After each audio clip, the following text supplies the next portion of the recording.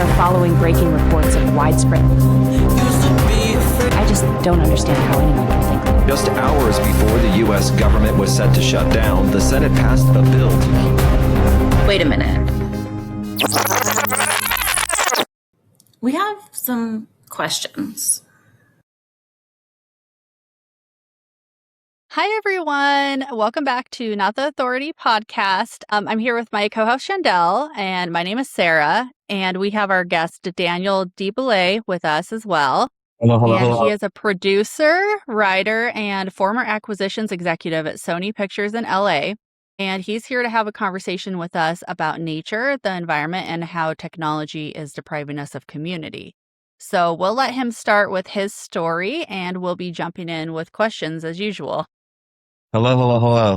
It's funny how you phrased that's what the conversation is going to be about, because I was like, man, it feels like I'm not qualified to talk about all of those very heavy things, but I'm like, maybe that's the point, since it's the Not the Authority podcast. So yeah, I'm still going to try. to have this conversation with you guys. So yeah, one of the things that I've been reading about and I wanted to talk to you guys about is I've read a few books earlier this year that I was obsessed about.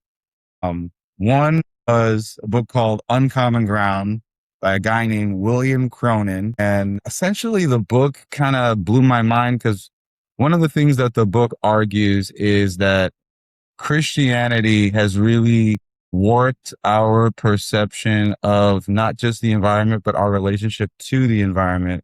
And one of the ways that it's done that is it's given us a Garden of Eden narrative. And in this Garden of Eden narrative, human beings were given a perfect world and they ruined it.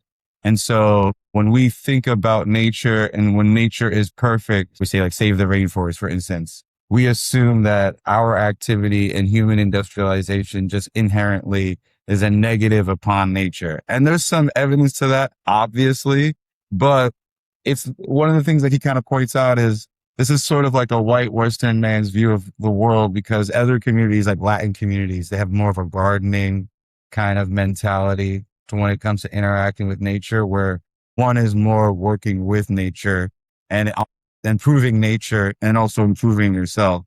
And so I guess one of the things I thought that was very fascinating about this book was how so much of our environment, even our natural environment, is constructive, all of it. We kind of assume that sometimes we don't have so much of a hand in changing things, but in this book, he kind of like makes it clear how both on a philosophical point of view and on a tangible manifestation of that philosophy, this is kind of how we shape the world around us. So there was that book. And then I was on an environment or urban planning kick. So then I read this book called, and I like to brag about reading this book because it's actually longer than War and Peace. It's an accomplishment. Yeah, that's what I probably feel like, because if I read War and Peace, I would definitely tell everybody I know, like, so I've read War and Peace. It's kind of like when you meet people who do marathons, like in the first 5 minutes of meeting one, they tell you like, so I run marathons, and it's just like running marathons. But like, there's a book called The Power Broker by a guy named Robert Caro.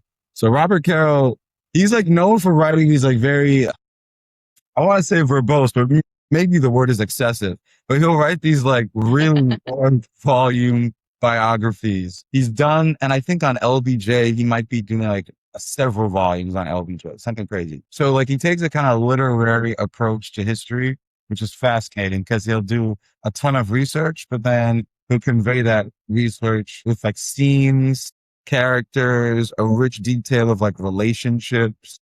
You're getting like a narrative kind of perspective of history. That's like his writing style. So he wrote this book about Robert Moses, and Robert Moses is a kind of weird, like niche figure in history, I would argue. I'm from New York and I grew up on Long Island.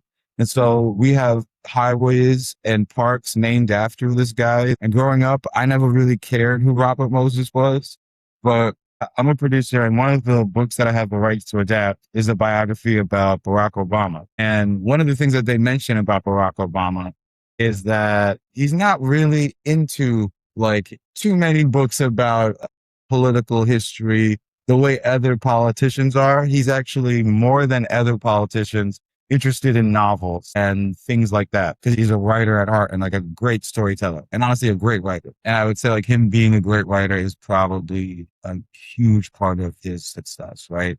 So they're talking about like what books he's interested in. They're like, he's not interested in that many politics books, but there is one, and it's The Power Broker by Robert Caro. So then I was like, what the hell? Okay, I got to read this book. So I read this book, and this is who Robert Moses is. Robert Moses is a civil engineer who in a time before we really had urban planning as a discipline, he had to build the highway system and the park system of New York City and Long Island. And he was kind of given this responsibility in an era where the automobile was becoming popular. And so a lot of the reasons that the world is the way it is honestly because of this guy. Because he built this highway system that kind of made the suburban sprawl logistical thing that you can do. And then all these states like replicated it. But then in order to do that, he had to accumulate a lot of power because some historical context, ADHD point, you can kind of hear it in the way I talk, but like some historical context, all the rich and wealthy people in New York City at the time, after they made their money, they bought the best real estate that there was, and the best real estate was in Long Island. And so in order to build these parks and build these highways, they had to do all sorts of deals, seize all sorts of property, build all sorts of bridges to make this thing a reality. And so then I was like, okay, that's interesting. But the reason why the book is really fascinating is the way that urban planning affects an average person's life. You take it for granted. Well, there's like two anecdotes that I found really interesting because I think I've thought about them without thinking about them and the way he presented them. He's like, if you think about the public housing in New York, all the public housing that was given to Black and brown people, they really hated it. And there's a reason why it's graffitied over, why it's so mistreated. It's not that the housing is free, that they don't respect it. It's that the housing is literally oppressive to them.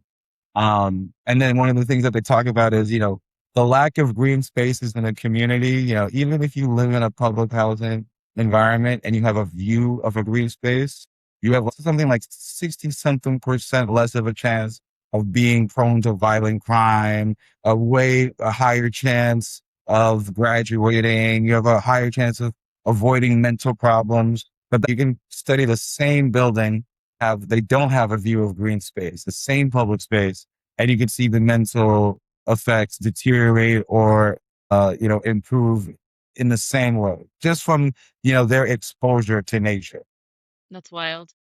It's crazy when you think about it that way. And then it's like no accident that certain communities have access to green spaces more than other communities. And there are some communities, and they tend to be lower income, Black and brown communities, that's where they build the transit. That's where they build the infrastructure. That's where they build all of these things. And then you have the worst school systems because then you just have spiral of problems.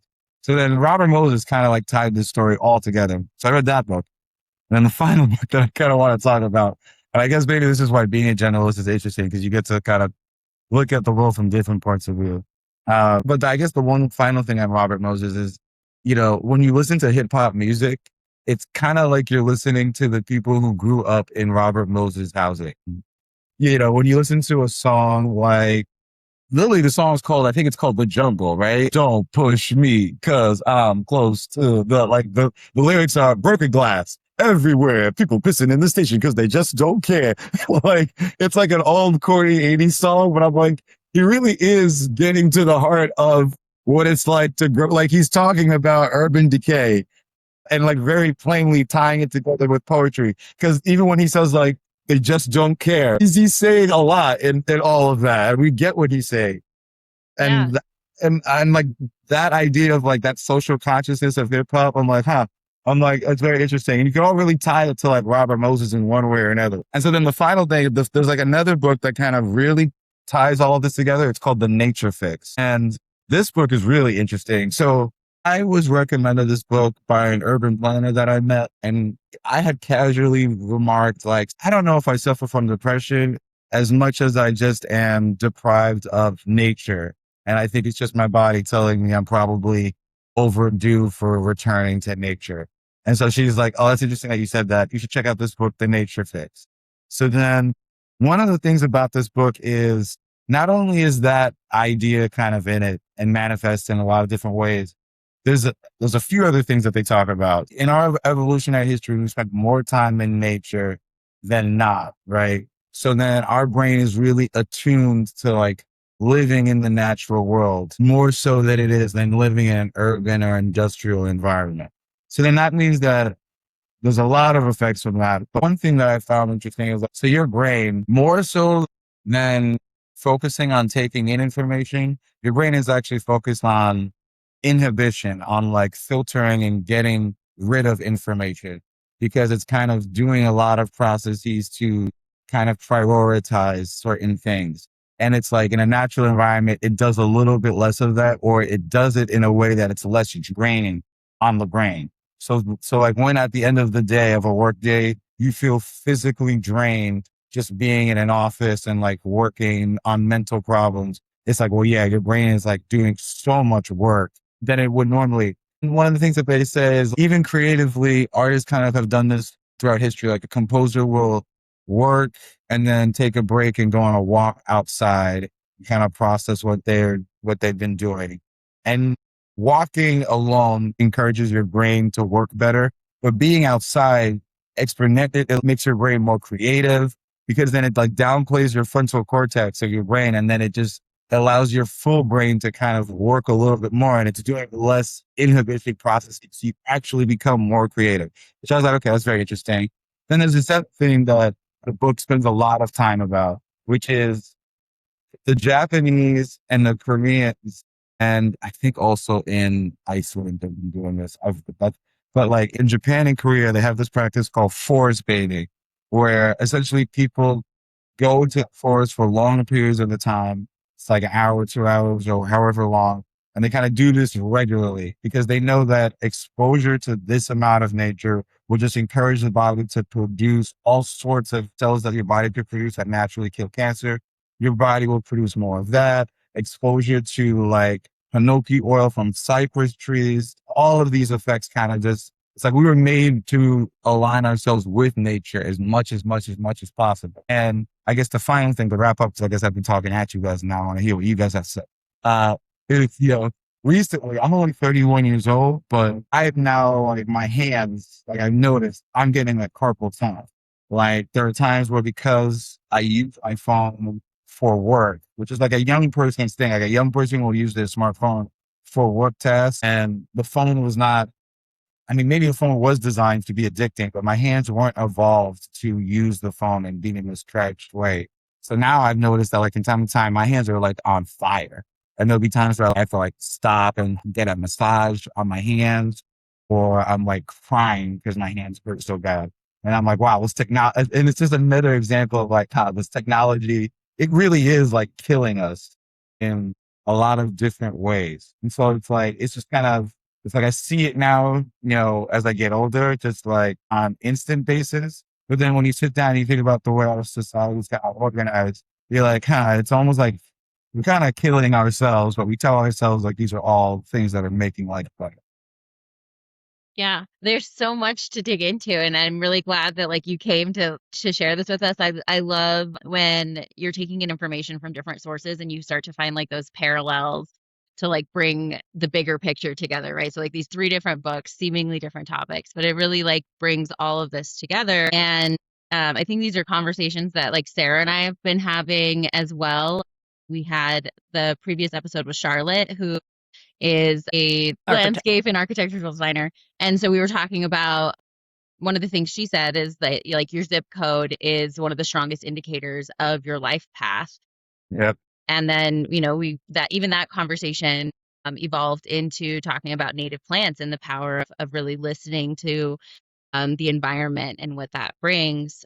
I know I was talking with a friend of mine who works in behavioral health a couple of weeks ago, and she was talking to me about what you had mentioned about how like our brains are, they're I forget, she had a number for it, but it was like in the thousands, right? Like you've got all of these signals that your brain is constantly picking up on. And so with nervous system regulation, it's really about like how much of that can you turn off? to try Yep. to like regulate your own nervous system. And the fastest way to do that is spending time in nature. Is like, that's why so many people are in love with the ocean, right? Sitting and watching the waves or watching the fire, because those are like calm signals to our body. Like, hey, I could just be an animal in this space and take this in and not have to process all these things. And I think this is a really, really poignant conversation for the moment that we're in addition to when we're seeing, so much of nature being pressed upon for the sake of more technology with the building of data centers. So I'm really, really glad that this is what we wanted to talk about today.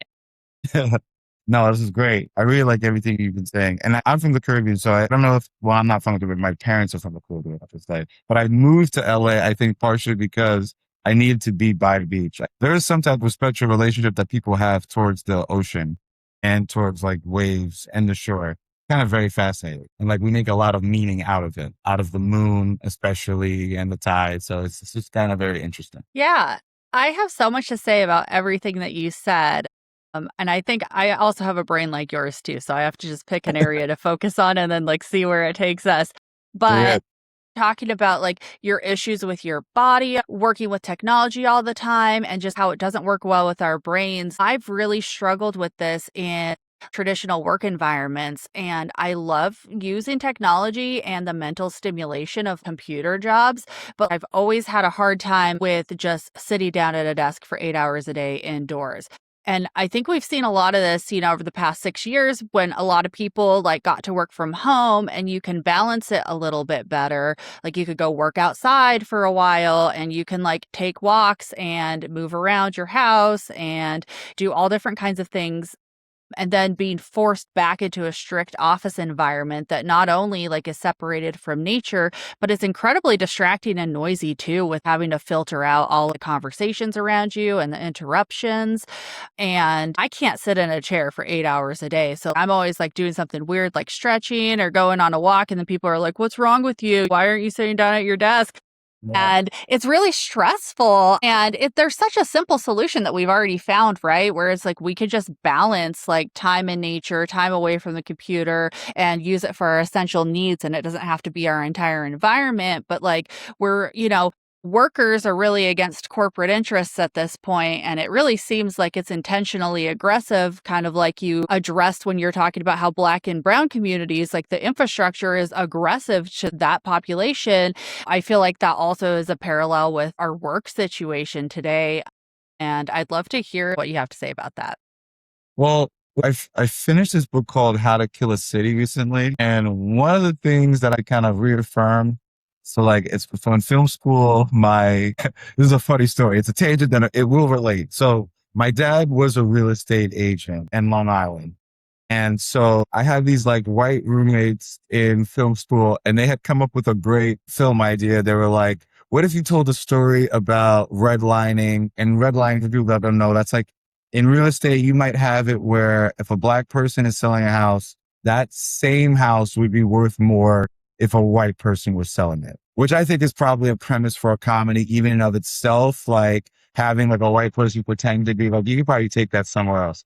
But, and so he was like, what if you had a thing where it's like a white guy is selling his house and there's a Black guy in the neighborhood, and the real estate agent tells him, if that Black guy wasn't in the neighborhood, your house would be worth more money.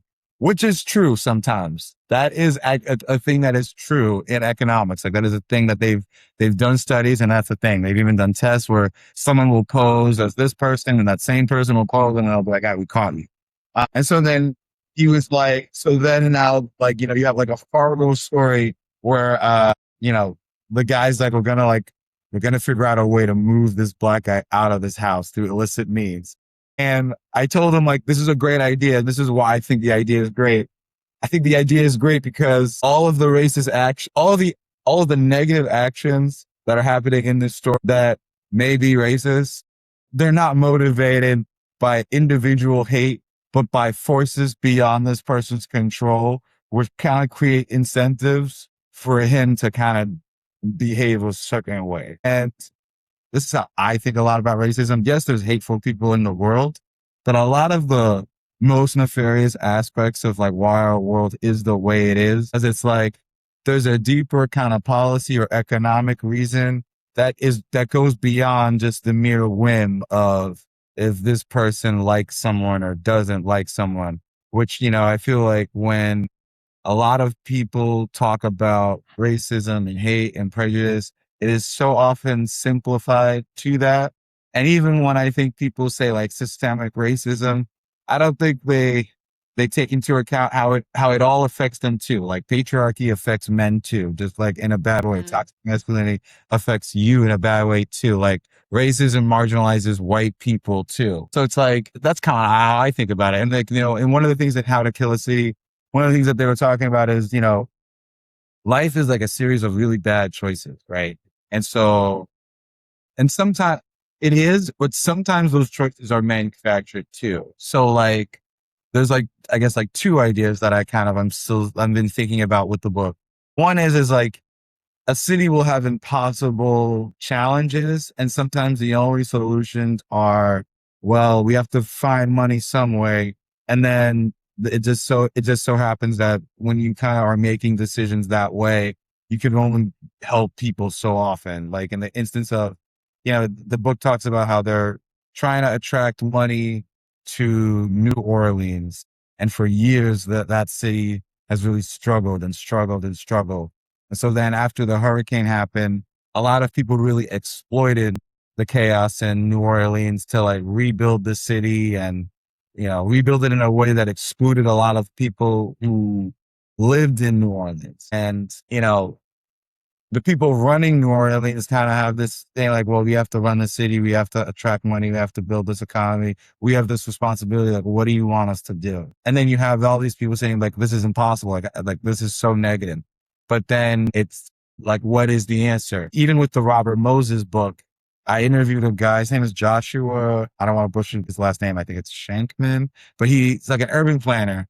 And I was talking to him about the Robert Carroll book, and he was like, well, that book is very biased because it's very easy for someone after the fact who knows better to look at someone who did something who, by the way, like what Robert Moses did, people had tried to do it for decades and no one could accomplish it. And so for him to accomplish it, it's significant. So it's like he did this thing and it was significant and we didn't know better. And so he may have made a lot of mistakes after the fact and now we know better. But he's like, Robert Moses didn't build the housing to oppress people. He built the housing because people needed housing. He's like, now we know better. But he's like, the irony is sometimes we learn about how things came about in the past. So it's like one guy had all this authority, and because all this authority rested with him, he was able to make mistakes or benefit the world. So then now the lessons learned from that were to decentralize authority. And so now in LA, now we'll never have a high speed rail. Like he was like, we have the opposite problem now in Los Angeles where we can't get things done. We've been talking for decades about like, man, we should have high speed rail like they have in Asia. He's like, well, what do they have in Asia? They have centralized government. And so it's more of the engineers run things versus the lawyers run things. And it's like, well, you can complain about the lawyers running things in America, but the lawyers run things in America because that's how communities are able to kind of voice their opposition to projects and infrastructure projects running through their neighborhood. And then he was like, the issue is the choice is false to begin with.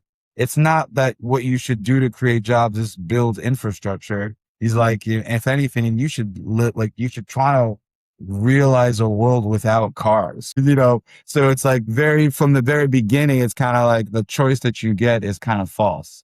So it's like a series of bad choices, but it's like also a series of false choices. So then it's kind of like, well, we are brainwashed. I do think that, Yeah, Yes. no, definitely.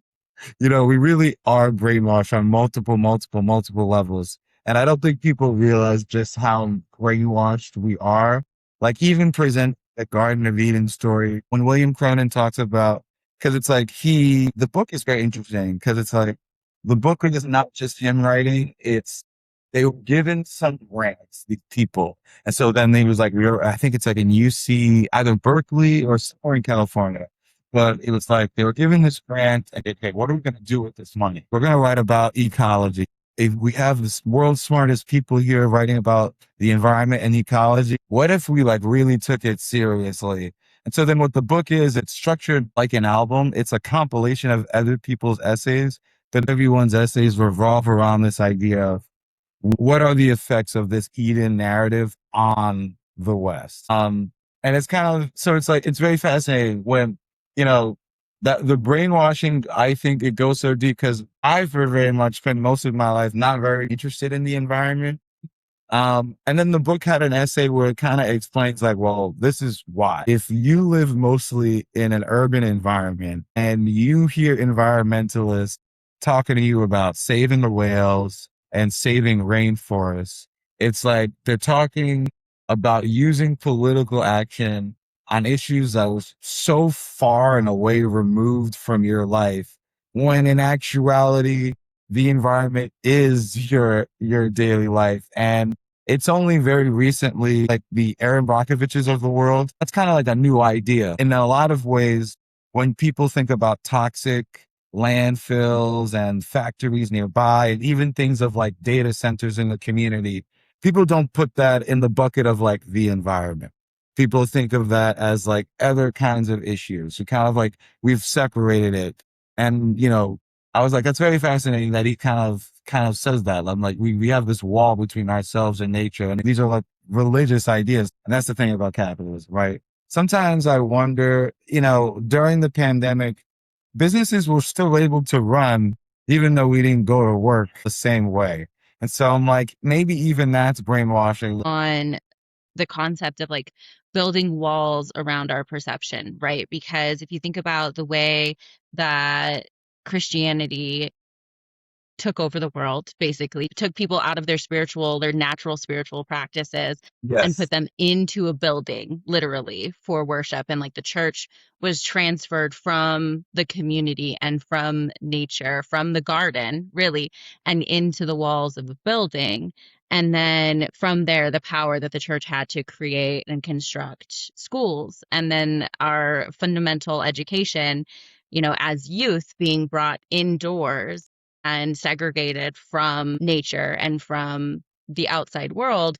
It just, I don't know, it just really clicked for me when you were bringing all that together, how then we start to think about the issues that affect us as being the issues that are contained within those walls. And so it really is just like an initial point of blinding, right? And in that brainwashing, it's like it makes everything else so much easier if the very first thing you do with your children is separate them from nature and put them into the walls, because then they say, okay, this is the environment that I learn in, this is the environment that I perceive.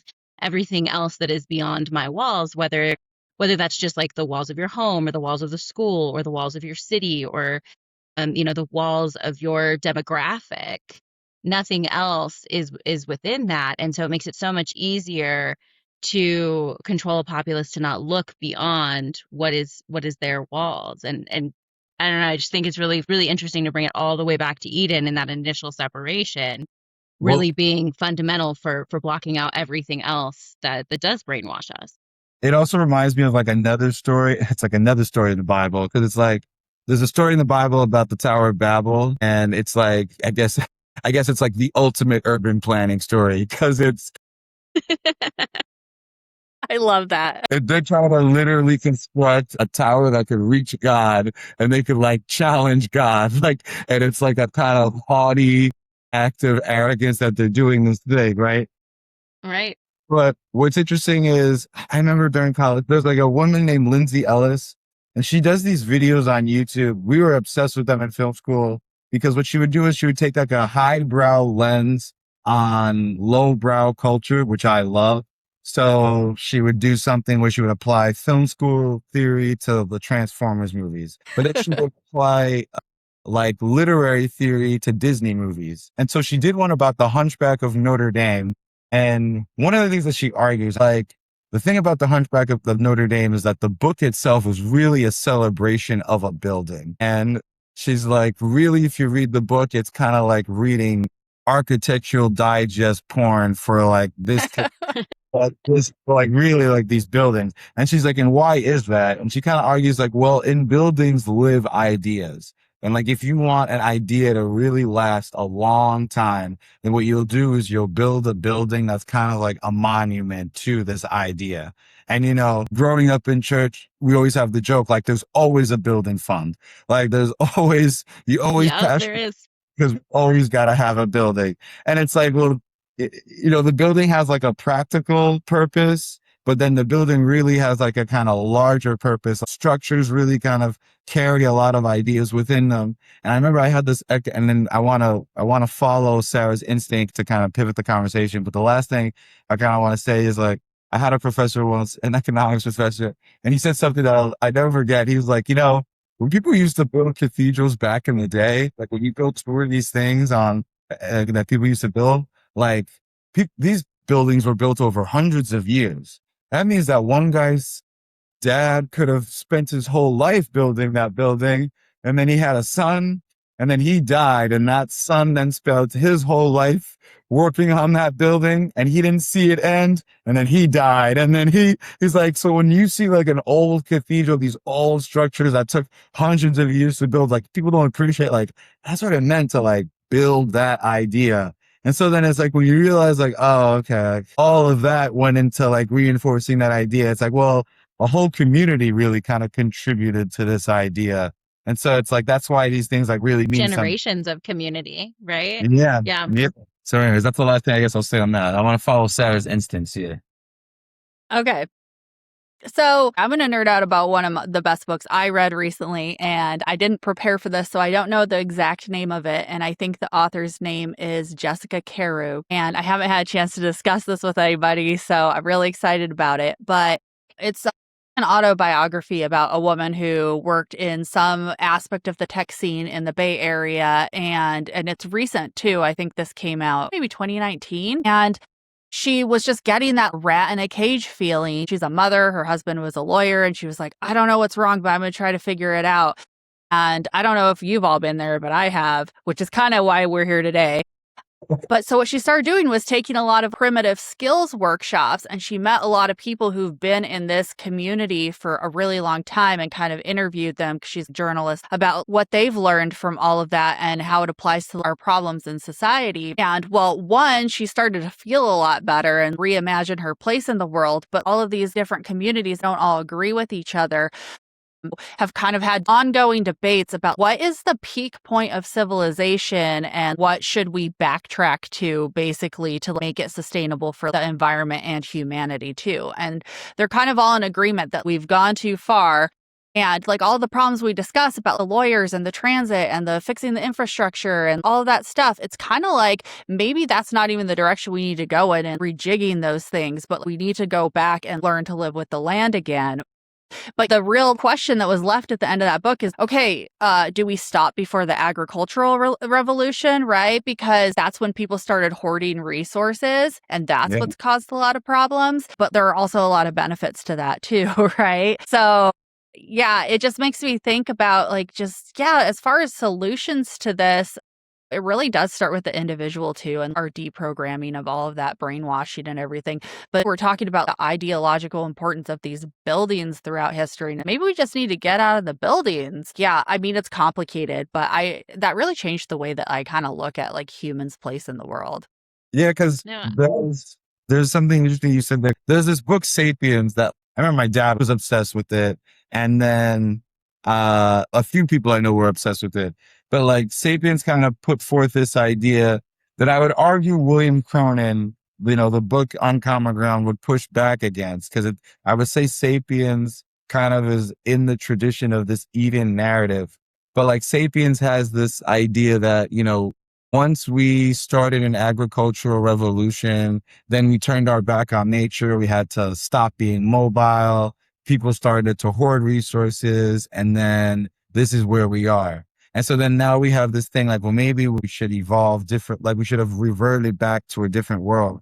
But I wonder if we're really probably supposed to combine some of the innovations that we've learned from each evolution, because it's kind of like some things here are in tension with each other. I had a professor who used to like to tell me that, you know, it's not sometimes either or, but things are like in tension with each other. Like it is true that capitalism has kind of exploited us and made the world kind of on average, I would say worse. I would argue, make that argument. But he's like, but at the same time, there is a kind of drive in human beings to kind of find meaning in work. And so it's like, and even in that story that you said about this woman, you said like, I kind of felt like my life had lacked a certain kind of meaning. But even I would say that her response to that was to kind of commit herself to some type of work. And even a kind of work that wasn't passive, a kind of work that kind of like took over all of her faculties. Like it required her to be like super present and grounded. So it's like work that really like pushed her. We talk about work as it's like, oh, people are overworked. And people are overworked, but I don't even know if it's necessarily that we're overworked, but we're like working on the wrong things, or the nature of our work is just such that it's busy work, but it's not really like, because there's some work that you do and at the end of the day, you feel very gratified. Like I I remember think it's that, like Sarah and I were talking about this last week briefly. I had mentioned how I've been rewatching House of Dragons with my mom because there hasn't been anything else going on. But I was like thinking about like the feudal structure and the Tudor structure of like their societies, and how yeah, everyone within those societies had a job that contributed to their community directly, right? So like people need bread, we need a baker. People need like, you know, we've got the smith because we need the tools. And like the work that these people did wasn't necessarily, and not that there weren't still a ton of flaws just that far back into their system, but that like everybody's work had a purpose that actually contributed not only to their well-being, but to the well-being of their neighbors and their community. Whereas like now we live in a society where our work and our effort, our labor goes to supporting the goals of corporations. And so there's less creative impulse there because, you know, human beings are inherently creative. yeah. And like if we're connected with our own creativity through our labor and it has a purpose, then I think you're right. Maybe that overworked feeling goes away. Well, then, and then there's the other thing too, where it's like, you know, this thing about like tension. It's like we've seen now democratic socialism is now way more popular than ever. I'm a democratic socialist. I saw Obama sit with Mamdani, and Obama don't really do unpopular things, right? So it's like, you know, so it's like, we're in a stage where socialism and Marxism is really relevant in people's life. And one of the things I think that is we are now fully in, but I would argue maybe we've always been. Like the thing in Marxism, capitalism creates enough wealth for you to educate people. You educate people and you send them to college, but then when you send them to college, they're going to accumulate some skills where the skills that they've accumulated, they're not really useful to society. So then after they leave this educational system, they kind of have accumulated all of this debt to accumulate skills that aren't really useful.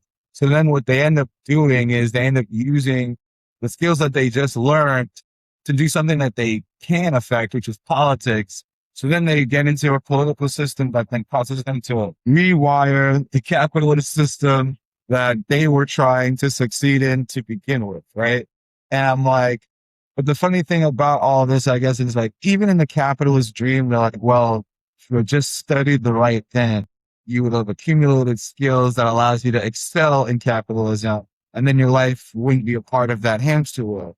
But the problem is that even in capitalism, there's this idea of like creative destruction. Arthur Schopenhauer, it's this idea that like progress requires you to kind of destroy the past. And then that's how you get progress. That's how you get innovation. There's another quote, I think it's by a guy named Gunther Anders, which is like, society moves by a degree of parricide, which is you kill, if not your father, then the ideas of your father. And that's what you call progress. But like, you know, look at the people who were bullying me when I was in college, the tech kids. Now they're like, well, AI is taking my job. You know, there'll always be a level of creative destruction that eventually reaches you and makes you obsolete. And so it's kind of like fundamentally in capitalism, it's always going to be a very shaky structure because you can never really learn a skill that's going to always be needed. Right. And so it's like, in some ways, it feels like we solved this problem by having the idea of a safety net. But I guess Reagan just kind of told us that that wasn't cool anymore. And because he's so handsome, we kind of listened to him. which I think is probably part of the brainwashing. But yeah, I don't know. Yeah, I was actually going to bring that up, but you did it for me. So I'm going to tell you a little bit about myself. I initially got a degree in illustration and then I couldn't make any money. So I got a degree in computer science and I've been working in tech for like around the past 10 years. And I was just like, that should be a job that should have carried me through to retirement. But here we are today. They want to replace everybody with robots. And then the remaining tech workers can only work in defense, basically, at this point. And, it's actually a good thing because the first thing I noticed when I started working in tech was like, holy shit, like these people like were not trained in the liberal arts at all. Like a lot of them can't spell, they can't communicate with each other. There's a lot of fighting, there's a lot of like project mismanagement. And so nothing like technical actually ever gets done well because you're just compensating for all of that, right? And then the people with those good skills, they don't value them and they kind of get bullied and stuff out of the field. And yeah, so now it's like there's like a resurgence where I was thinking about doing a PhD in sociology at this point, and I'm like, okay, actually talking about social structures and systems is the way of the future, and the way that we were not doing this in our entire lifetimes, where we were talking about hard skills and specializations. And a lot of people I don't think in our society are there yet, but I think over time we'll start to realize that it's like we can't actually make a better society until more people like learn the humanities again. No, it's very true. I mean, I started recently, started reading, maybe I can't talk about it because I'm only like a few chapters in, but there's this book called The Master and His Emissary, and it's about the brain. So it's not a book I normally would read, but a neuroscientist recommended it to me, and I guess I'm trying to seem impressive to him, so I'm really powering through it. And there are some times where I have to listen to passages multiple times, and then when I'm done, my brain is on fire, which I guess is irony because the book about the brain. But like one of the things that the book argues is, so like this guy, whoever wrote this book, so like when we think about the brain, we think about like left brain, right brain. And so he's like, so among serious people, this is not like how they think about the brain. Cause like both the left and the right brain is creative and logical. He's like, so for a long time, there wasn't really a lot of research done in this area about the differences between the left and the right brain. He's like, however, there are true asymmetries between the left and the right brain, and they do have different functions. So then he's like, what it is though more is that the right brain views the world more through imagery and non-linearly and holistically because it has an image. And the left brain views the world through language more logically and linearly. And so it's not that one side of the brain does one or the other. It's just that they function and process things differently. But the one thing that he said is, it's called The Master and the Emissary because there's a story, I think it's a Nietzsche story or it's like a story in history. Or it might be Machiavelli. But this is a story where there's like a king, the master, and he's like, okay, I have a lot of functions that I have to carry out and I can see the whole picture and I can't do everything. So I have to empower this emissary to take on all these tasks for me. But somehow along the way, the emissary, because the emissary is doing all of these tasks on behalf of the master, the emissary starts to kind of do things that the master isn't aware of. And the emissary starts to behave as if the emissary is the master. And in some regards, the emissary may bring about a world that makes its life a little bit easier. And sometimes it may bring about a world where it starts to direct what the master or redirect or come to biases because it can't see the world the same way that the master can. So, which is, the whole picture.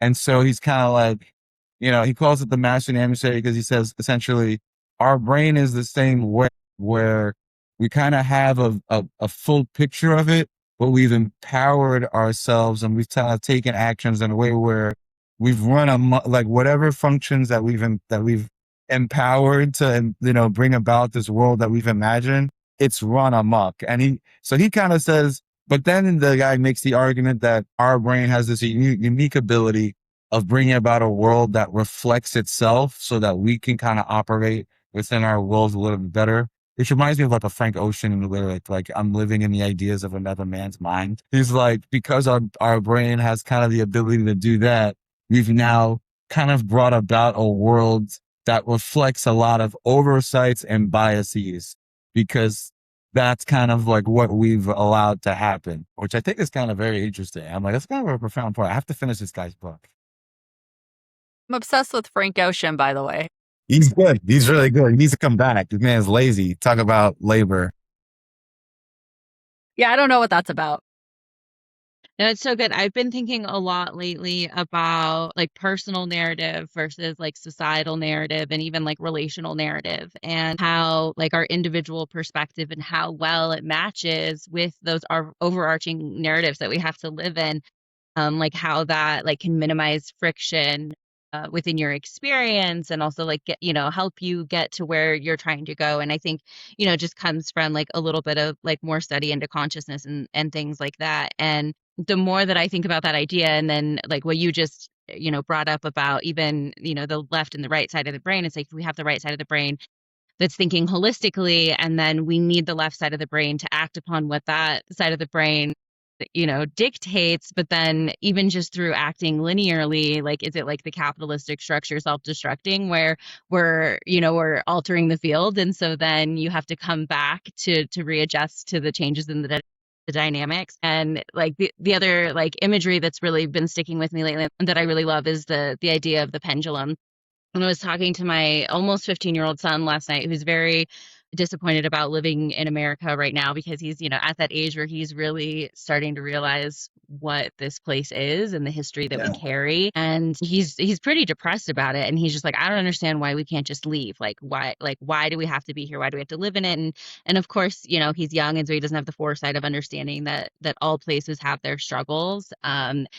Getting from here to there is also a struggle in and of itself. But I was talking to him about the perspective that he and his siblings have, right? Because for the most part, as a 15-year-old, his primary perspective has been formed in the last 10 years. And we all know that, like, as that's a third of what, a little less or a little more third of what we've all lived at this point. But my kids don't really have the perspective of like the progress that like the Obama era brought, and the way that really swung the pendulum in such a vast way. And I know that a lot of people are talking about like this period that we're living in kind of being the answer to that, like our society like going completely in the opposite direction. And I feel like when we're talking about balancing technology with our connection to nature, and we're talking about balancing more things out from capitalism into democratic socialism, like we're really just at the point where like that pendulum has got to start swinging back towards middle to kind of balance those forces. But it is really interesting too for me, because I recognize that the weight that my children and their generation are going to have to carry in bringing out that balance, but they don't have the perspective of where we were before. I don't know. And so all of these things that we've been talking about are just kind of coming together in this holistic picture for me, and makes me kind of wonder, like, because I'm always thinking like, what do we do? How do we move forward? And I think about like how to inform them of what before. And of course, like, the studying of the arts and history being important in that mechanism. But earlier in our conversation, you were talking about storytelling. And as a producer, I'm curious your position on this. You were talking about some pretty, what could be construed as pretty dark, like racist issues with the housing stuff, but you were talking about telling that story with comedy. And I wonder if that's something that's particularly important to you in your personal storytelling. Do you lean into that to kind of share stories, like the heavier stuff? 100%. So it's funny that you say that. So I don't know when I realized lately. So, okay, it's fun. Like, so comedy is a thing that I've been thinking about seriously over the last 2 years or so. But in hindsight, like when I look back at my life, everything has kind of been building towards me taking it seriously as something. Cause like, I guess like as a kid, my parents took me to an event once, and there was a comedian there, and he pissed off all the adults. And I loved he said something and the whole room was just not okay. Like we were celebrating something, like that was real estate. He had a business partner named Winston. He used to like to host a lot of things.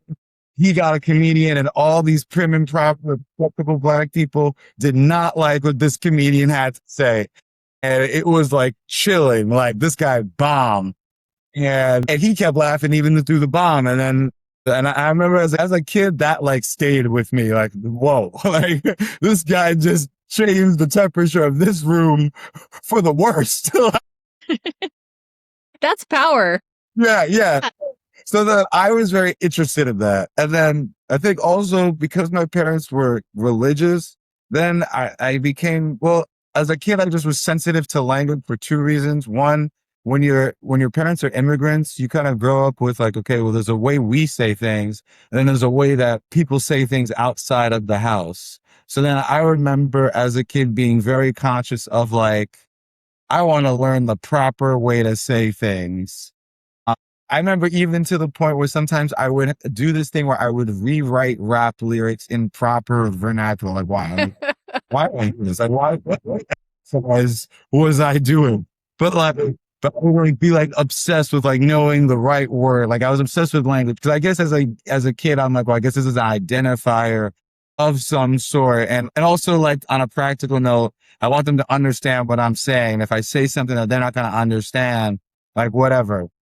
So then there was that. But then I think, so I was always like sensitive to language, I think. But then I think because my parents were so religious, I was very sensitive to like offensive language because like my parents used to use the phrase, like if instead of saying like an F word, my mom would say F notes, like using F notes.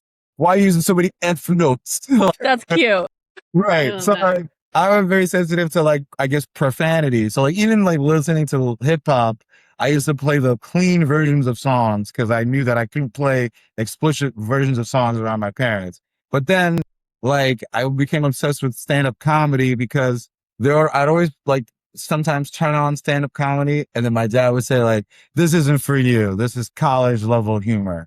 So then obviously then your next inclination is, well, I'm going to watch this when you're not around because you're telling me that I can't watch it. So then like I was always very interested in comedy on that regard. So like I grew up like thinking about it, but then only until film school so I grew up like watching a ton of indie movies because I guess at one point I was like, okay, I want to take film seriously. So I watched just like thousands of indie movies on my own. So then by the time I got to film school, like I had seen all these pretentious movies. And then I remember I had a fight with like after a while, you just see a lot of depressing, like life sucks and you die movies, right? Like that's like an indie movie. And so for me, I'm like, well, what's the point of that? Like there's no point of that. And I guess, and if the point is you're trying to get a message across, maybe because I grew up with like my dad as a minister, all the youth pastors I know like to tell jokes. Like if the point is to get a message across, usually you use that with humor. And also if the point is you're trying to get an audience, like these movies are depressing, no one wants to watch them. And also like, you know, a lot of times you see black, like a lot of the black indie movies are about being black and how being black is like sad and depressing. It's kind of like, well, I don't want to be like marginalized. So like that's the type of content that I have to both consume, also promote. And also when you're an executive, you have to like promote and pitch projects to your boss. So it's kind of like, I remember thinking, and you also have to do general meetings where you have to introduce yourself and whatever you're working on creatively, that's going to represent you. And so I would notice just like, I mean, after I graduated college and I had an executive job, if you meet with someone and their project is about like, this is going to sound terrible, but if the project is about slavery, right?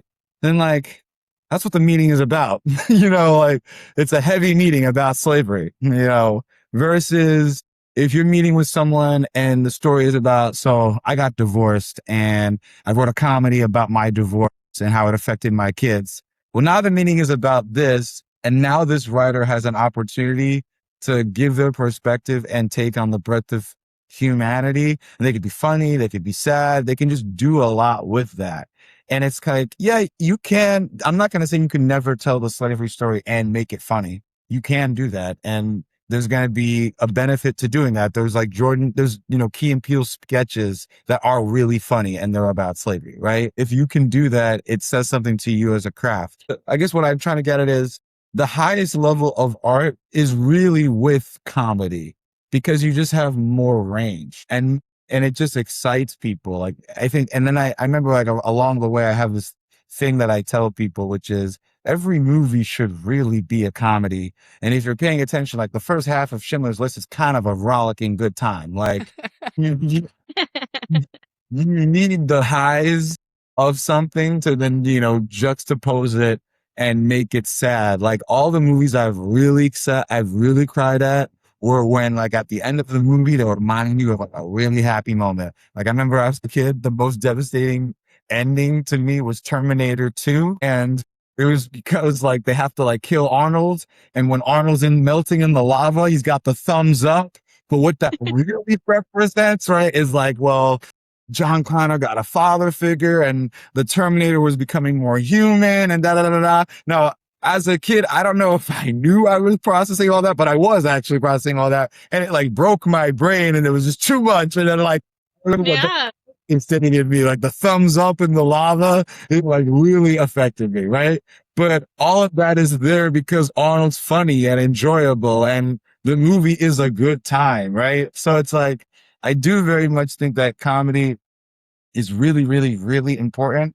And I think that Donald Trump has probably proven this he's the darkness of this, but he is a comedian and he makes fascism really funny and no one knows storytelling better than him. Like he even understands that if you know how to manufacture sympathy for a character well enough, that character really will get away with literal murder, rapes, theft, anything. Right. And the audience will kind of follow them like they're Richard III, just being like, what are they going to do next? Because like there's no depth to how evil Donald Trump is. That's like the most surprising thing. Like this man bombed at the correspondence dinner, right? And that's like that's like an affront to art, right? Just bombing. But like they honored this lady who she like unearthed evidence about Epstein's relationship to Trump. And Trump decided to use the opportunity to like tell her that she needed to smile more. And it's just kind of like, I remember thinking to myself, like, there's just like no depth to like how bad of a person this guy really No. Yeah. We think we've reached the bottom of the barrel and he just keeps pulling out more. Yeah. Yeah, like, I'm like, man, that was a way of being mean to a person that I forgot about, like telling a woman to smile more. Like we're already talking about how you're friends with a pedophile and you were like, let me remind you, I can do this too. Like it's kind of, if being bad were a person, he's like Michael Jackson. Like I can moonwalk, I could do lean, it's just like there's just no end. He's got like so many tricks, and sometimes I used to think like he's just pretending to be this, but now I'm like, no, he really is that person. I'm like that. It's sad because I think Donald Trump has definitely tested my belief in the idea that like, well, everything happens for a reason, like good people win. Like, no, life is unfair sometimes, like there's chaos. Like no one deserves to lose more than Donald Trump. And somehow no one keeps winning more than Donald Trump. I don't know if maybe the world just, there's like a movie called Unbreakable with Samuel Jackson, Bruce Willis coming back to storytelling. And like, story, Yeah. how we process the world. Like the thing where Sam Jackson's like, he's like, I'm the villain. And he's like, the reason I'm the villain is I know my purpose, but I have to be the villain in order for you to be the hero. You to be the hero. Yeah. And I'm kind of like, is that what Donald Trump is? Like, I think so. I think that's how he carries himself. I believe he believes that about himself, but like he has to be as bad as he is to bring forth whatever he thinks is next. Well, I think that there is a kind of like beauty in it because if we didn't have somebody as terrible as Donald Trump right now, that people would not be willing to face like what America actually is and what like our neighbors and our family members and our friends actually are, like who we are. And it's actually the greatest darkest like agent of chaos for change. I mean, that's the only way I can look at it to bring any meaning to it, right? And it took me a long time to get there. I wanted to comment on I've never heard anybody say this before, but it makes perfect sense about how comedy is kind of the highest form of art. But as an artist, I think about the kind of art I want to make or the kind of art I like, and I haven't figured out how to make it. But, I think about it in terms of contrast of light and dark. And I always think the most beautiful photographs are the sun peeking through a storm or something, right? Or I love horror movies because they have beautiful cinematography and human stories embedded in them. I mean, some of them. But and we've been here for over an hour, so you can disembark anytime you want. But I have one final question for you, and I want to know if you've seen The Righteous Gemstones, because it's the most hilarious show about religion and televangelists. And it's so funny. Okay, you have to watch it. I think you'd really like it. And then you have to write me an email and tell me what you think. I have to watch that. That seems like it's up my alley. I want to finish this thing on comedy a little bit. I mean, because I think the thing about comedy that's very interesting, there's a woman that sent me a podcast recently, and because we were talking about glossolalia. Glossolalia is like when you speak in tongues, right? It's like this religious thing when you speak in tongues. And one of the things that the podcast was studying is what's happening in the brain when a person is speaking in tongues. And a few things are happening, but it's one of the things that in order to get there, it's people have to kind of consume a lot of things. It's almost like you have to practice. And then at some point you have to do this thing where you let go and you surrender. And and then you enter this flow state where then people are just, the language is just going. And so this happens in religious experiences and worship experiences, but it happens in music often, right? We hear people scatting where the music just Corn. Yeah. And they're just scouting, right? And it is and people do this in other parts of life. This can happen during sex, this can happen whatever, where you just say nonsense or whatever, because you just kind of enter a flow state. Or sometimes in music, that's another language. You do the scales, you do the scales, you do the scales. And then at some point you can just let go, you surrender. It's kind of like your frontal cortex, coming back to that idea from Nature Fix. And then it's just it acts on its own. It's you've surrendered. But one of the things that they said next is when people enter spiritual states, sometimes spirituality encourages them to enter a moment of activism, because in that state, you can imagine a world that is different than the one around you. You can really, truly imagine it. And then sometimes that's where you get spirit-fueled activism. And the book kind of goes more into it, but it's it kind of explains why so many activist movements have been tied to religious movements as well, like Martin Luther King and things of that nature. And so essentially what they're trying to get at is people undergoing a state of conversion. So then lately I've been thinking about that idea, which is okay, conversion. What is conversion? Because there is one of my favorite philosophers is a theologian. His name is Bernard Lonergan. And Bernard Lonergan, he comes upon a lot of similar ideas of the master and emissary, but from a theological point of view, it's so interesting because he kind of comes to the same thing where he's well, human beings, they accumulate biases and oversights through all sorts of ways. He says it's the way we make insights. That's kind of the way he says it. And his whole thing is your brain works unconsciously. And the story he likes to tell is about Archimedes. So Archimedes was given a task by the king to figure out if the gold in a crown that the king was given contained actual authentic gold. And so Archimedes was how do I solve this problem? And so he didn't know how to solve it. And he thought about it for hours, and then he stopped thinking about it. Then he went to go take a bath, and he noticed that when he sat down in the bath in the water overflew in the tub and poured out of the tub. And then Archimedes shouted Eureka, I got it. I know how to do it. And so basically he realized if I can get an amount of gold that I know is legitimate and I know the weight of it, and I can put that in a thing of water, and then I take the king's gifts of whatever, and I put that in the same water, the same amount of water should rise and fill over the top if it's proper and whatever. And if it doesn't happen, then it's not legitimate. And that's how I've reverse engineered it. And so then Lonergan says, okay, what happened in Archimedes' brain? He was not thinking, but his brain put together the solution. So it means that you can ask your brain a question. Your brain will run the function. Like you have to do the work. You run the function and then you can stop, do something completely different, all of the modes of consciousness or whatever, but your brain is actually then still running in the background, solving this problem. And then you can have another final experience, and then that thing unlocks it and sends it back to your brain to say, hey, remember that thing that we were doing before? We found the solution. And then it'll send it to you, and now you'll have an insight. So he's like, so your brain is doing all of that. In that process, because it is so complicated, things can go wrong. And that's where you get like an oversight. So it's like we have this aspect of everything, right? And then he's like, so then now for you to undo an oversight or undo a bias, you have to then put yourself through a process of conversion. That's what he would say. And that phrase of conversion, you could extend in different ways. And so then where it comes back to storytelling, I was thinking about two things on this. There's the Odyssey, which, recently I saw twice. And I was like, the way Western civilization tells Greek myths to itself, it is important. And so I wonder, like reframing the Odyssey about how we've kind of ruined the world in our own like kind of colonization. I wonder if we'll change. I hope so.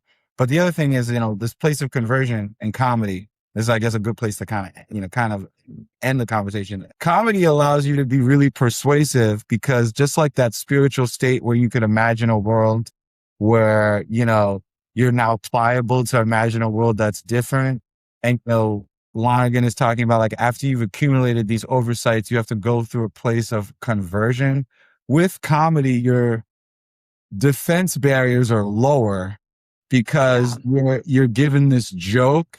And it's like we're talking about the structure of a joke. Like a joke is just word association, expectation, and then subversion. So like that thing you said about the contrast between light and dark in painting, it's like that contrast is very necessary for humor. It's like you need association first. So it's like you have to create, it's almost like you have to build a world, like word association, and you got to set up an expectation within that world and then just subvert it. And that's a joke. That's all a joke really is. And some people can get really elaborate with that. You can dress it up, but it's really just only that, right? But something tends to happen where if you do it enough, it's like, the world you present people, it has to feel real. And once you've kind of made it feel real, and you can do anything to make it feel real. It could just be you notice a detail a certain way. Like, so there was a Karen and she had her hair cut in the way that Karens have her. It's like already that's like, whoa, like I'm there. I'm there with you. Right? And it's like once you're able to do that, it's like people like they lower their defenses. But then the thing about humor is that if you make someone laugh, it's almost like their body is acknowledging that what they've said is honest. Cause because they're not like your laughter's uncontrollable, right? It's almost like you can't even control it. It's kind of like how music is programming. Like you just have to dance. It's like takes over your body. It just does this thing. And so when a good comedian, if they're able to kind of paint this world rich enough and then set up these expectations rich enough, but then hit you with the, here's what it really is. Then you are in this kind of like state where you're like, I never thought of it that way.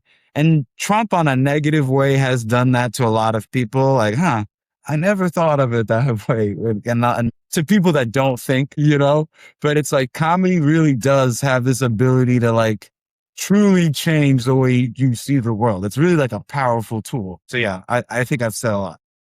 No, I think you've inspired some awesome conversation. I'm super grateful that you joined us and you brought all this to us. And I know I'm going to be thinking about all these concepts moving forward. Sarah, do you have any closing thoughts? Yeah, I just want to say thank you so much for joining us. I think you think the way that we think, and I really actually love the unstructuredness of this conversation, and I think that's really what allowed your brilliance to shine, and I'm convinced that you have a lot of solutions to the problems that we have, and you're looking at them through like a really creative lens, and I really would love to talk to you again someday just about whatever, and I had an amazing time, and thank you so much for being here. No, thank you. I would love to do another one of these. This was a really good conversation. I feel like I've grown as a person because of it. And I gotta watch Righteous Gemstones. So maybe once I'm done with that, I'll reach out again and then we can schedule another conversation. This was great. Oh my God, we could just talk about Righteous Gemstones. Shandell can watch it too. And I've already watched it twice. So I know this was making me like, I was sitting here wishing like, man, I wish I'd read all these books. Like we just have like a book club. It'd be so much fun, but I'm down. Yeah. Let's watch it and we'll touch base. For all of our listeners, thank you for joining us as well. We will link Daniel's pages so you can follow along with his learnings and his insights as well. Until next time, stay curious.